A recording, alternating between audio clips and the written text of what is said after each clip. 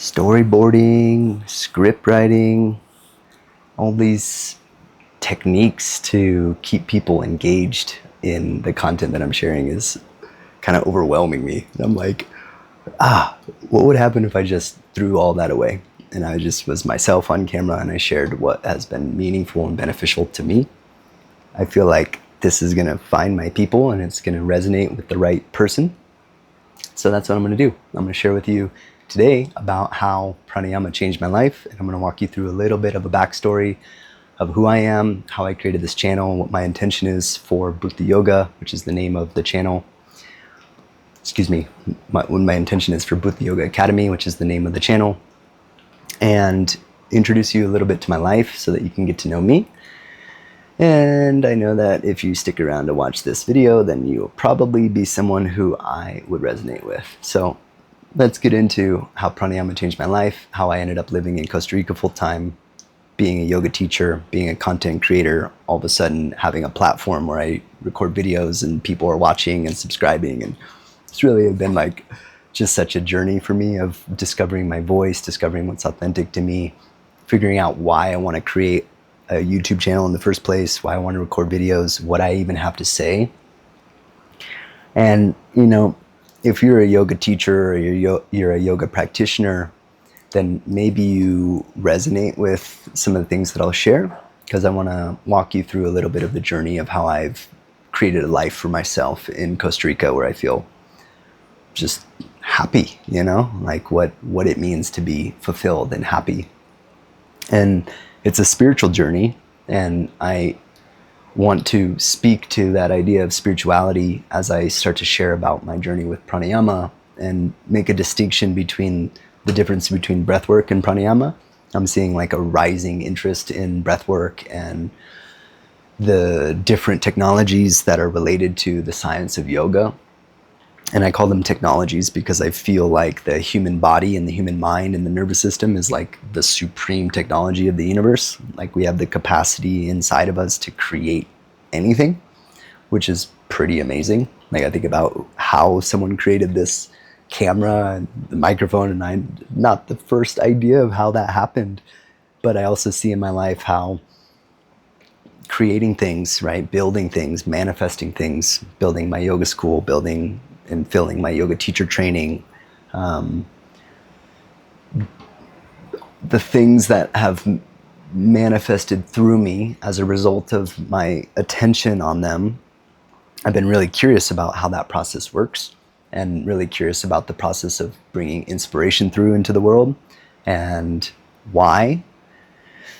Well, that's a big question, and I probably don't have time to share about all that today, so I want to stick to the topic of how pranayama changed my life and share with you a couple of the key pieces of advice that have helped me in my journey of dealing with transformation in myself, but also sharing on those topics with others.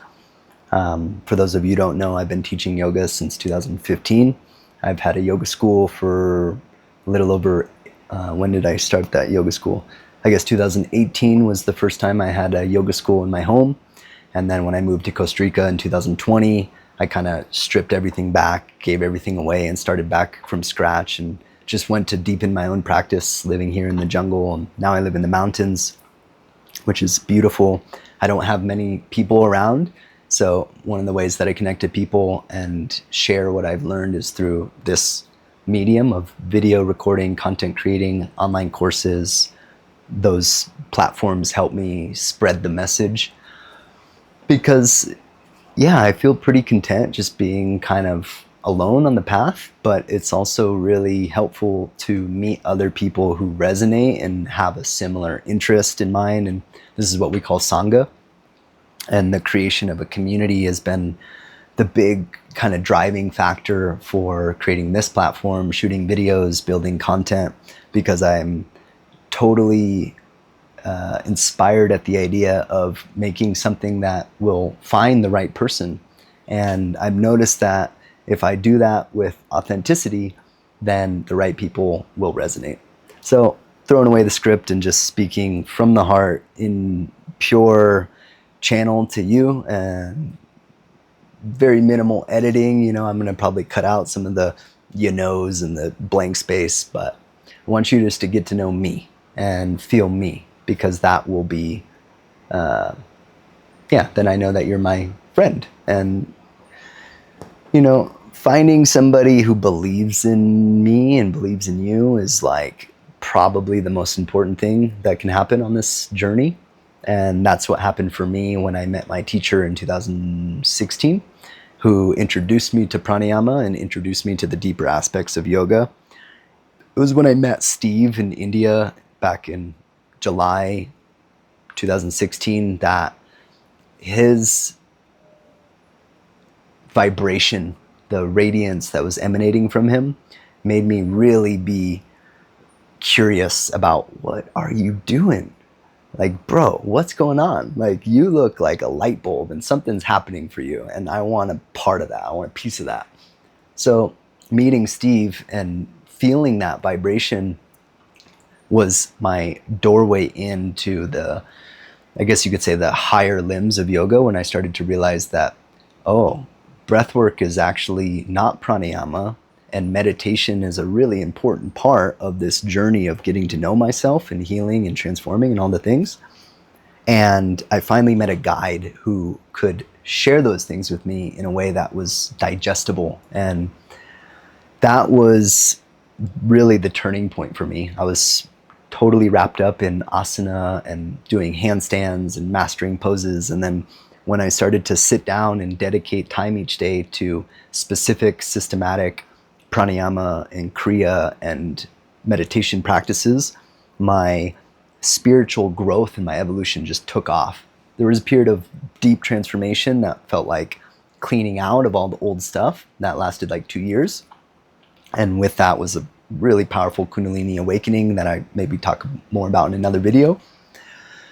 But that kind of changed the scene for me. And I was like, okay, I am committed to learning yoga in its authentic form. And I'm committed to learning the traditional methods that this ancient science has brought to us, and kind of moving away from the whole, commodification, if you will, of yoga. And I don't think that it's sexy, but damn, it works. It's like the tried and true methodology that was presented more than 1,000 years ago through these sciences has proven to bring fulfillment and well-being and happiness and all the things that I think we're all looking for.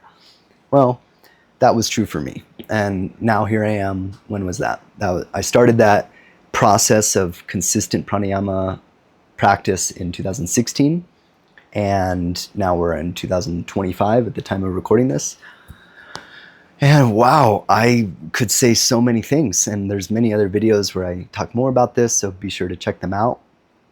But I guess what I wanted to leave you with in this video is the importance of looking at the techniques and the practices and their kind of the whole picture of them, and learning the spiritual sciences that are beneath these practices, understanding the metaphysics of it, understanding the energetics of it. It's like I like to talk about the plumbing, right? Like the energetic circuitry of the individual. This is where we get into the chakras and the subtle body and the nadi system. These are key pieces of the puzzle. And I found that when I started to integrate all of those pieces that I was kind of like not looking at or not really interested in, because I was more fascinated by the surface level stuff, that I started to look deeper, and the deeper effects started to take place. And this is what I talk about as spiritual technology, as alchemy. This is where we look at the science of Samkhya, which gets into the metaphysics of yoga and tantra. And we look at the elements of the earth, the water, the fire, the air, and the space, and how each of those elements correspond to the chakras and the subtle body, and how these forces are like the archetypal blueprint, I guess you could say, of nature.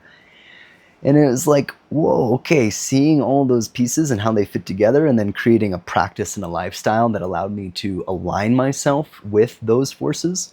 That was the change, or that was the turning point, I guess you could say, in my life. And it took a while to learn that, and that's why I'm now sharing about this, because I think that starting out, there's a couple key pieces of information that would have accelerated my journey.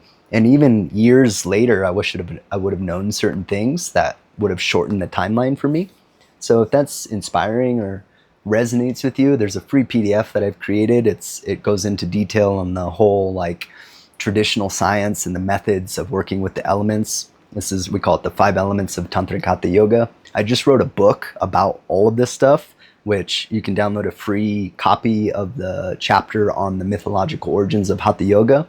Save that for another time, but definitely grab the free PDF because that will give you a map of how to work with these things. It goes into techniques, there's videos in there. It's a part of a 7-day journey that you just put in your email and you'll get all that stuff for free. So that's kind of what I wanted to share, and I want to just wrap up by saying thank you for joining me. It's been so much fun creating this content, to see people resonating, to see people subscribing, reaching out with questions. And Bhuta Yoga Academy is growing, so I feel really, really grateful for every person who subscribes, who lets me know that this is benefiting them.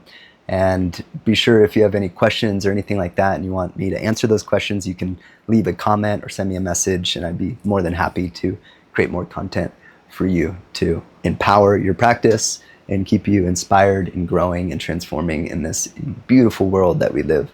And with that, I don't have anything more to say, so I just want to say thank you and have a good day. I'll see you soon.